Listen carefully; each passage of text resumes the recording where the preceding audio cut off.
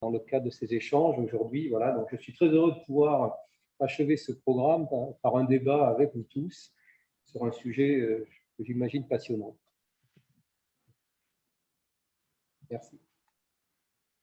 Bien, monsieur le sénateur, je pense que nous allons vous redonner le micro pour la modération de cette importante activité.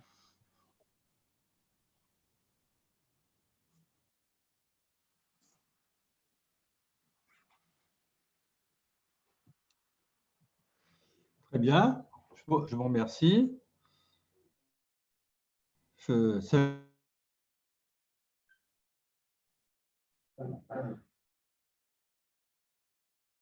Également, bien, c'est une excellente initiative. J'en profite pour...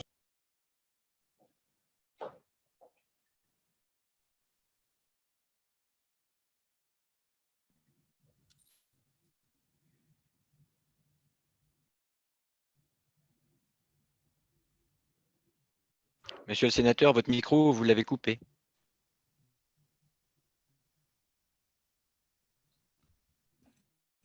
Je confirme.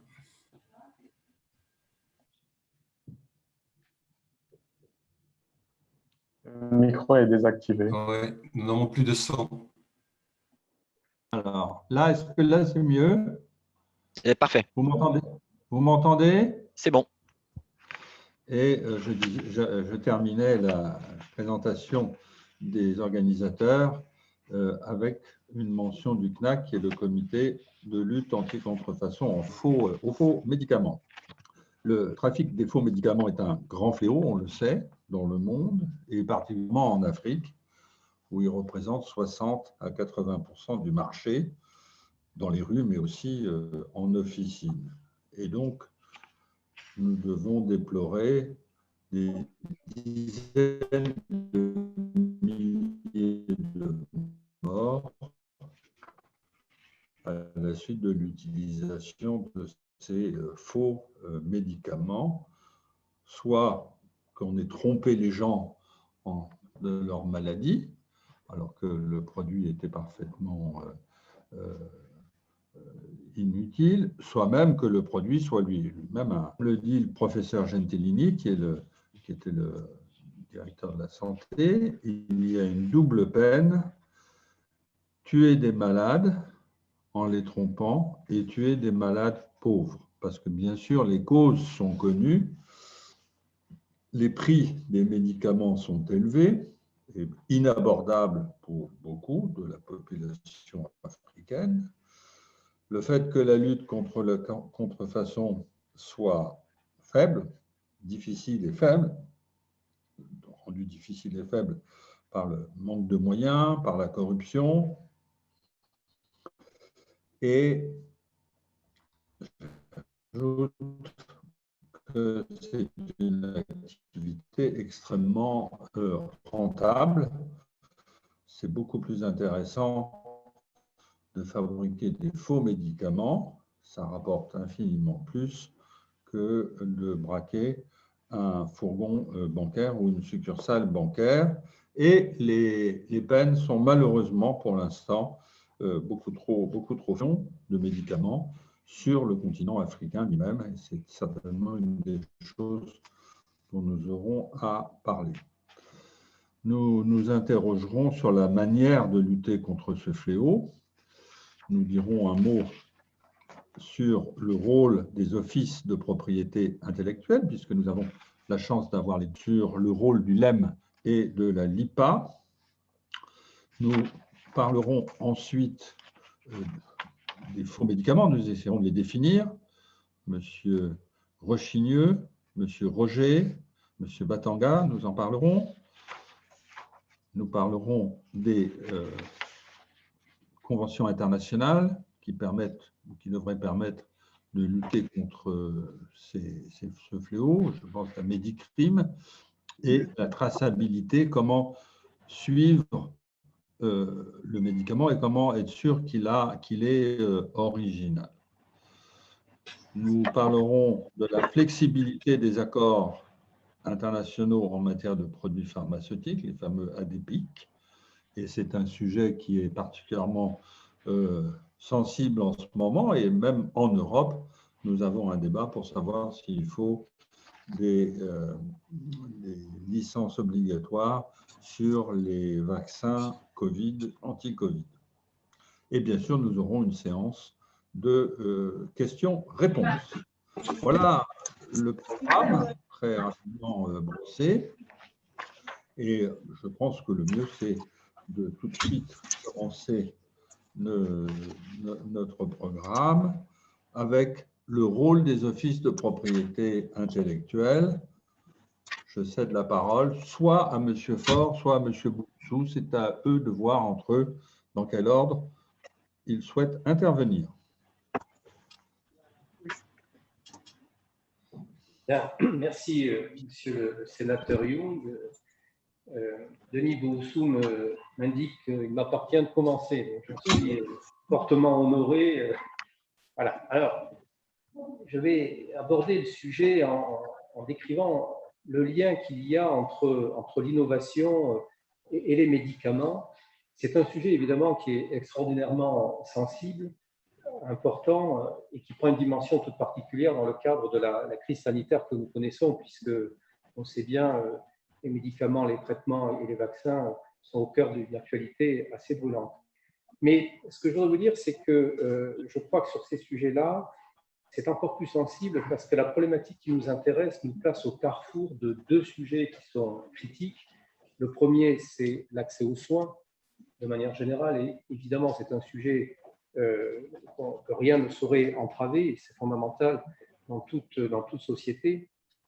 Et puis, deuxièmement, c'est la question du soutien à l'innovation, et c'est aussi un sujet clé parce qu'on le sait que depuis des siècles, le progrès de la société, le progrès social repose en grande partie sur le mécanisme d'innovation.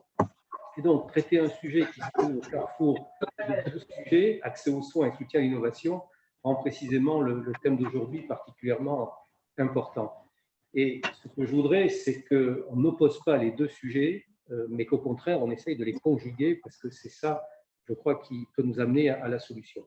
Et dans ce souci de conjuguer ces problématiques, je vais l'aborder à travers le rôle que peuvent jouer les offices et le rôle de la propriété intellectuelle. Et pour ça, je vais essayer de répondre à des questions qu'on peut se poser ou de vous donner quelques pistes qui me paraissent vraiment importantes pour bien avoir en tête le rôle de la propriété industrielle.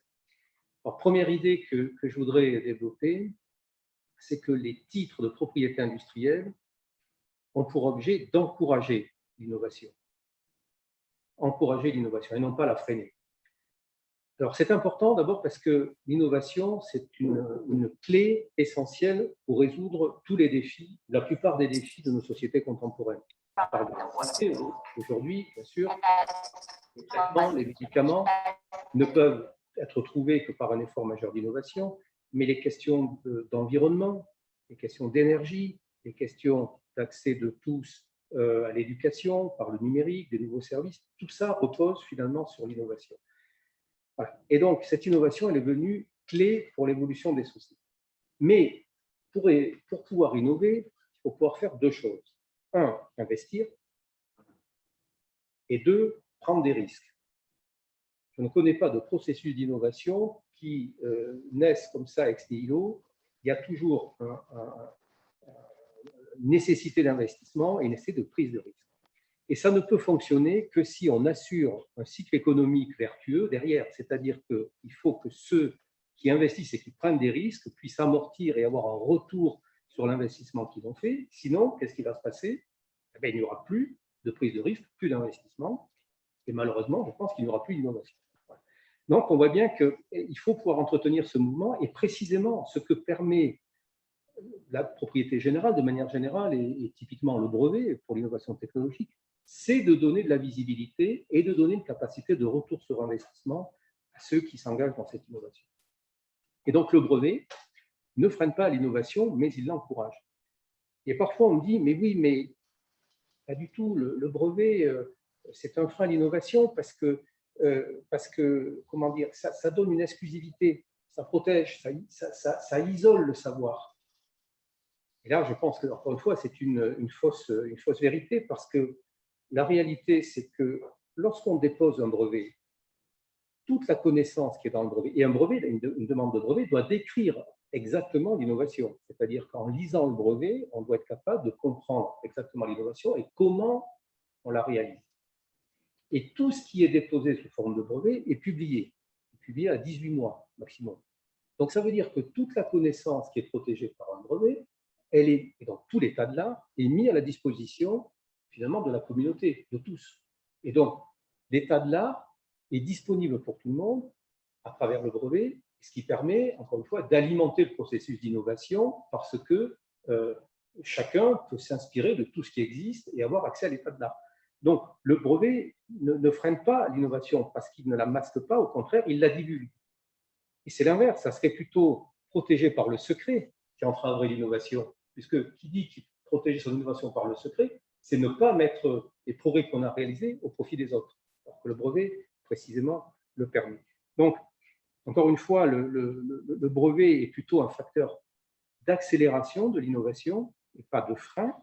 Et je trouve que la propriété industrielle a depuis longtemps su conjuguer, trouver le bon équilibre entre ce qui relève de l'intérêt général et ce qui relève de l'intérêt particulier. L'intérêt général, c'est justement permettre que la connaissance soit partagée, accessible à tous. Et la publication du contenu des brevets permet ce partage de connaissances et d'état d'art.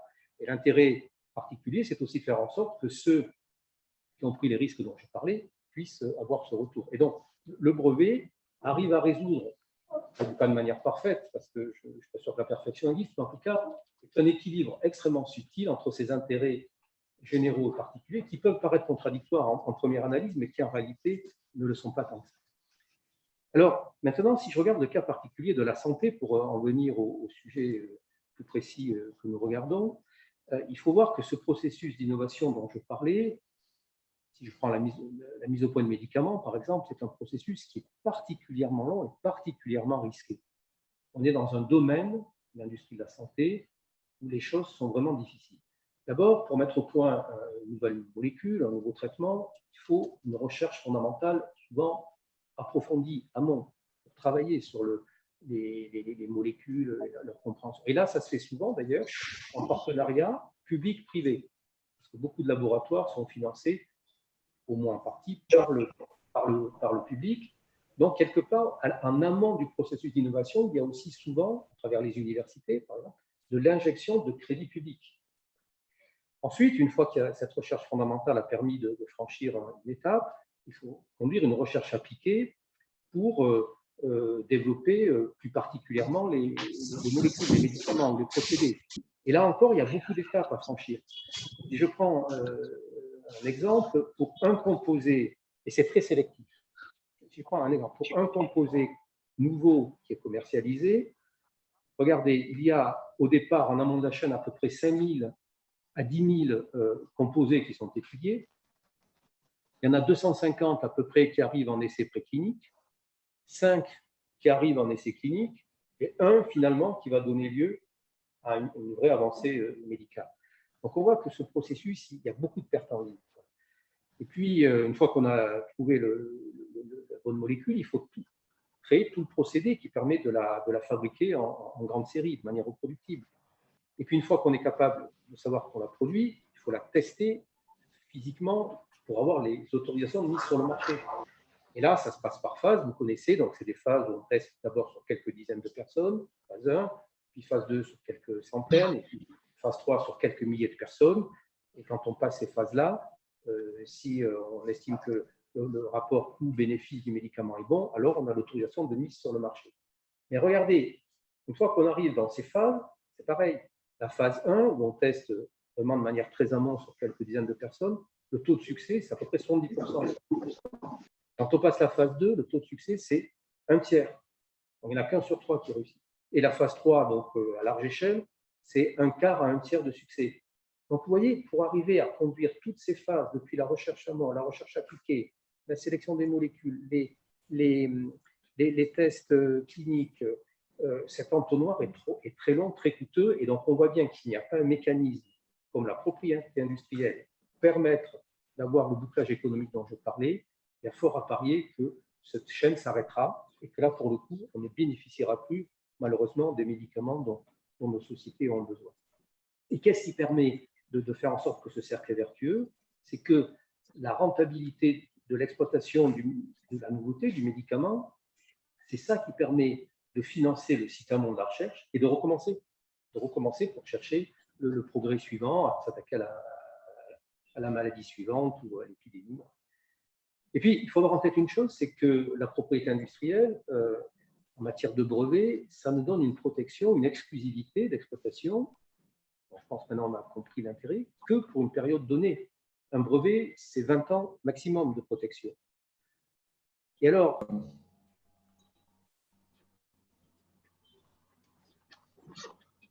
Monsieur le directeur, Monsieur Faure, nous n'avons plus de son.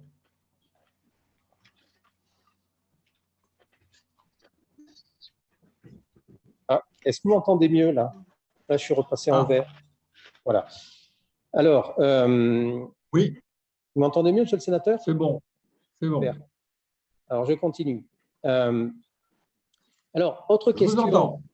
Voilà. Alors, autre question que l'on peut se poser, c'est de se dire, mais est-ce que finalement, ça n'est pas la propriété industrielle qui cause le prix élevé des médicaments, avec tout ce que vous venez d'expliquer?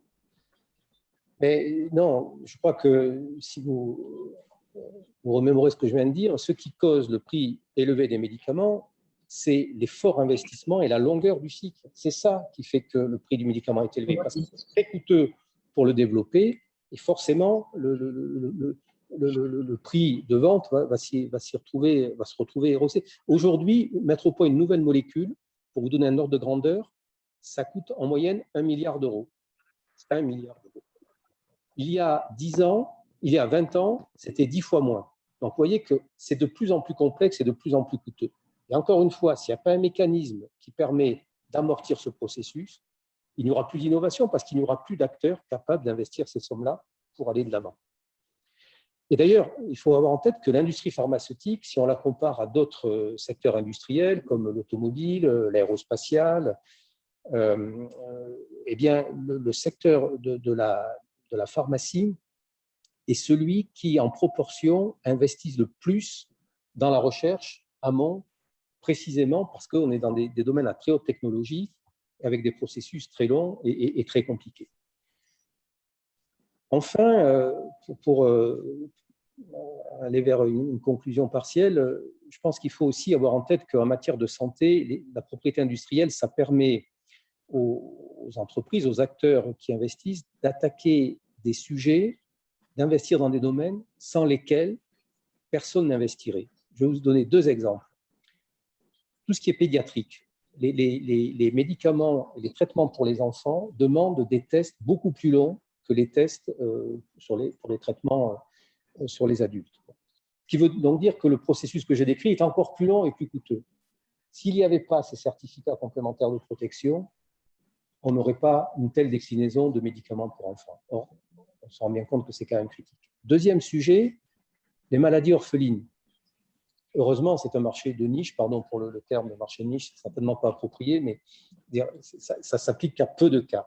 Et donc, on voit bien que qui ferait l'effort de trouver des médicaments pour ces maladies-là, qui sont quand même extrêmement coûteuses, extrêmement difficiles, si voilà, on ne donnait pas, encore une fois, de retour sur investissement.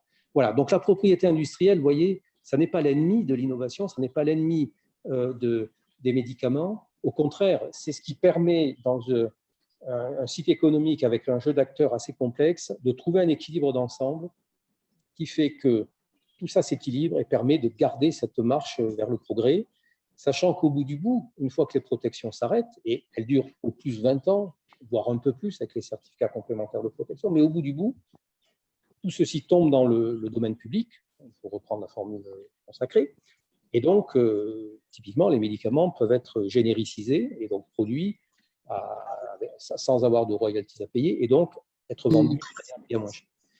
Et puis enfin, mais je ne ferai que le citer, parce que d'autres pourront en parler après moi, si malgré tout, tout ce que je viens de dire ne permettait pas d'arriver à un équilibre satisfaisant, un équilibre économique, technologique et sociétal satisfaisant. Et c'est vraiment l'équilibre entre ces 3 approches qu'il faut concilier. Il faut savoir qu'il y a des clauses de sauvegarde dans le droit de la propriété industrielle qui permettent de délivrer, enfin d'accorder, d'imposer des licences obligatoires et donc de déroger à ces règles de sorte à forcer l'exploitation, la liberté d'exploitation pour des tiers qui pourraient produire des médicaments, voilà, sans être dépendants du bon vouloir du titulaire du brevet. Et ces mécanismes de sauvegarde, ils sont prévus dans les conventions, la Convention de Paris de 1883. Ils sont repris dans les accords ADPIC qui ont été cités tout à l'heure par le sénateur Young dans le programme. Voilà, donc, alors j'observe juste que ces mécanismes de sauvegarde ne sont quasiment jamais utilisés, pour plein de raisons, mais vous savez, quand on n'utilise pas le parachute, c'est que la descente se passe bien. Voilà ce que je voulais dire peut-être en introduction, en vous remerciant encore une fois pour… On va y venir, directeur. Merci beaucoup, monsieur le directeur général, et je suis rassuré de voir que la propriété intellectuelle encourage l'innovation. Je tourne vers monsieur Booussou pour lui demander son sentiment sur le rôle de son office, de l'OAPI, et d'autres offices d'ailleurs, s'il le faut, mais surtout l'OAPI, qui a une grande compétence en Afrique dans le domaine du médicament et de l'innovation. Monsieur Booussou, c'est à vous. Oui, merci, sénateur. Je crois que Pascal a dit l'essentiel et beaucoup de choses intéressantes, mais comme vous le dites, l'OAPI est un office non seulement sous-régional, mais un office de pays en développement. Et donc, le rôle d'un office de propriété intellectuelle régionale et de pays en développement est un peu plus particulier, dans ce sens que, pour ne pas reprendre ce que Pascal a dit, que nous avons, on peut résumer notre rôle à deux niveaux. Nous avons un premier rôle de protection de l'intérêt privé, dans ce sens que l'Office de propriété intellectuelle va protéger un investissement, et ces investissements, Pascal a développé, c'est l'investissement de l'inventeur à travers un brevet d'invention qui va lui permettre d'avoir un monopole d'exploitation de son invention, que ce soit des médicaments ou toute autre invention.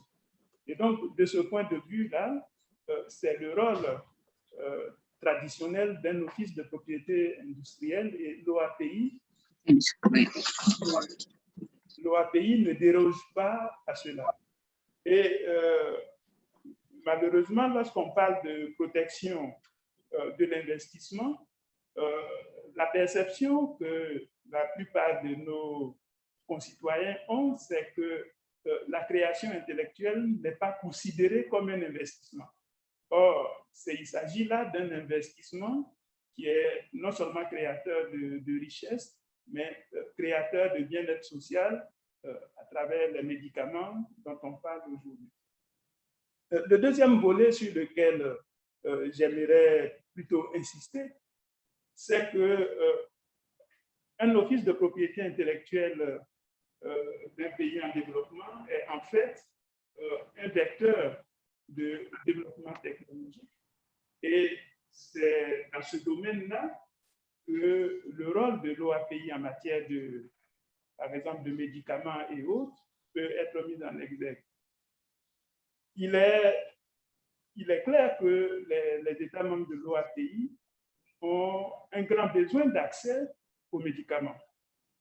Et comme Pascal l'a dit, si on raisonne en termes de brevets de médicaments, il y a des médicaments qui sont couverts par un droit de propriété intellectuelle qui peuvent paraître inaccessibles compte tenu de l'indigence des moyens.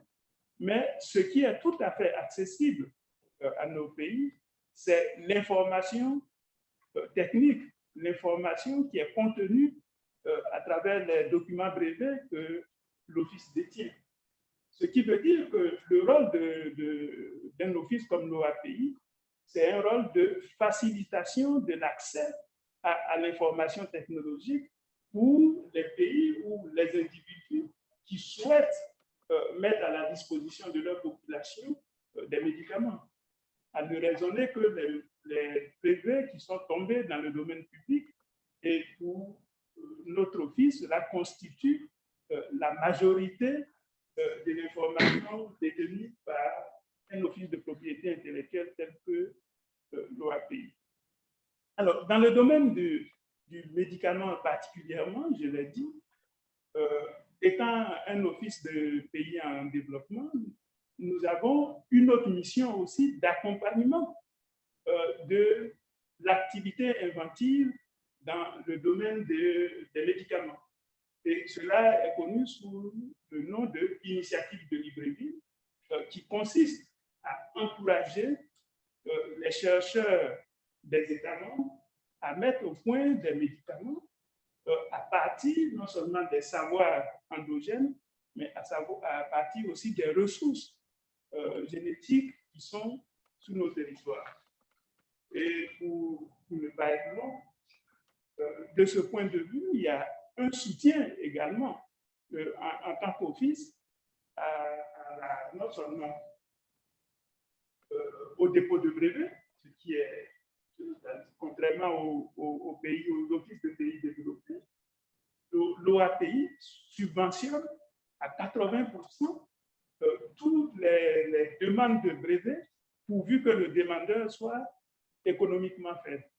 Et donc, dans le domaine du médicament ou de la parapharmacie, les demandes que nous recevons sont dans la quasi-totalité subventionnées par l'Office.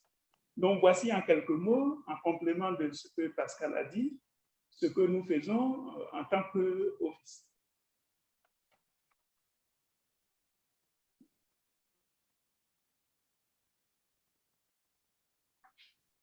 Je ne sais pas si le sénateur nous reçoit. Ouais. Excusez-moi, j'avais coupé mon micro. Voilà. C'est un des problèmes. Merci beaucoup, monsieur le directeur général.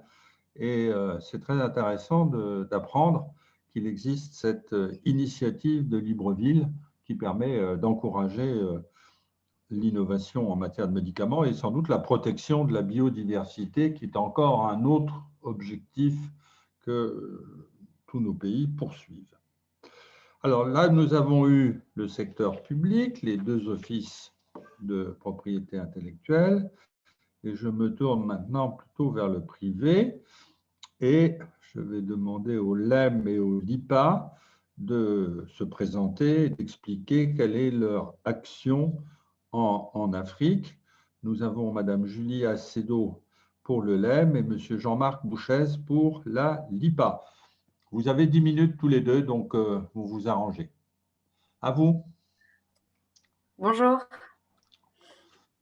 Donc, je démarre alors. Bonjour, bonjour à toutes et à tous, monsieur le sénateur, monsieur le directeur général, monsieur Faure et tous les participants. Merci de nous donner l'opportunité de présenter les actions du LEM pour lutter contre les médicaments falsifiés, donc particulièrement dans la région d'Afrique subsaharienne francophone, avec des pays avec lesquels on a un grand nombre de partenariats et de coopération, donc qui est justement le sujet aujourd'hui. Alors, je vais partager une courte présentation. Je n'ai que 7 slides, donc je pense tenir les temps, je vous le promets. Hop, donc je partage tout de suite.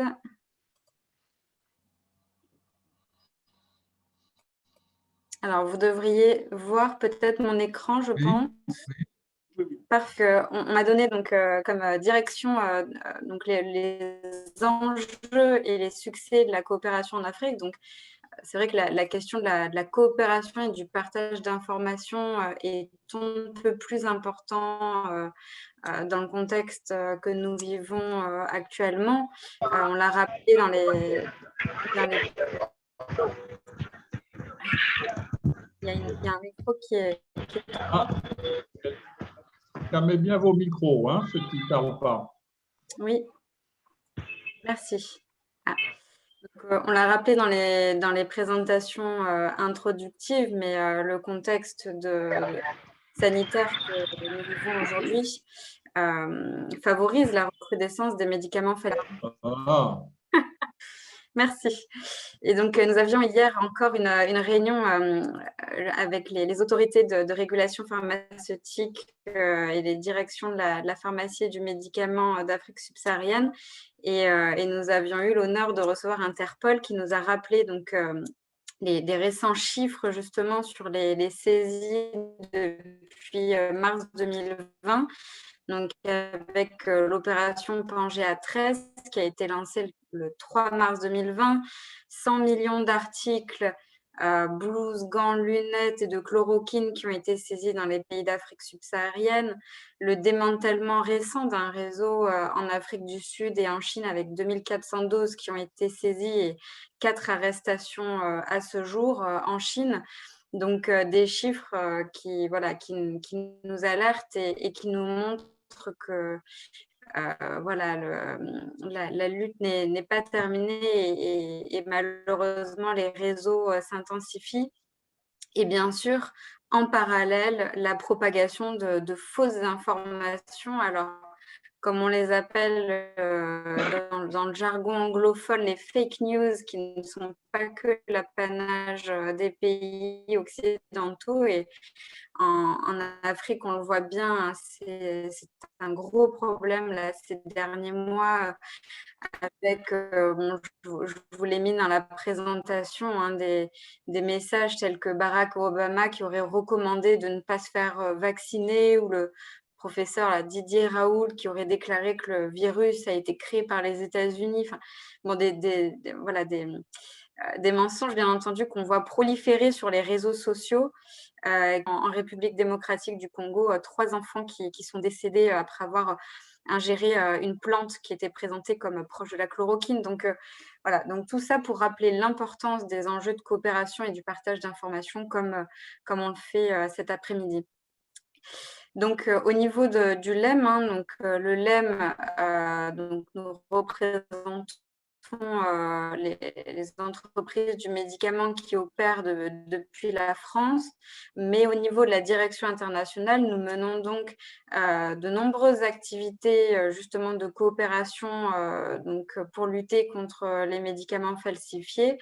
Et dans l'invitation, il avait d'ailleurs été rappelé justement au début de la crise sanitaire, dès mars dernier, nous avons travaillé en collaboration avec l'OAPI, et je remercie encore une fois son directeur général et les équipes de l'OAPI pour nous avoir accompagnés dans ce beau projet.